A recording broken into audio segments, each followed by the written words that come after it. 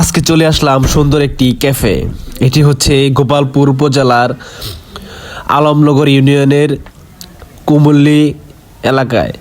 কুমুল্লি যে সরকারি প্রাথমিক বিদ্যালয় আছে তার পাশে হচ্ছে এই সুন্দর ক্যাফে।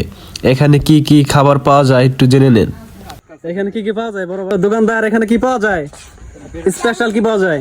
স্পেশাল হলো ঝালমুড়ি, ফুচকা, চটপুরি আছে, ফ্রিজে ঠান্ডা আছে, আর আছে চানাচুর মাখা আছে।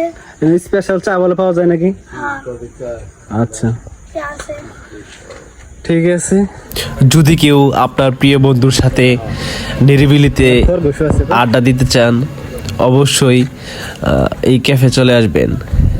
নিরিবিলিতে আড্ডা দেওয়ার মতো সুন্দর একটি প্লেস। কে কে এই জায়গায় এসেছেন অবশ্যই কমেন্টে জানাবেন।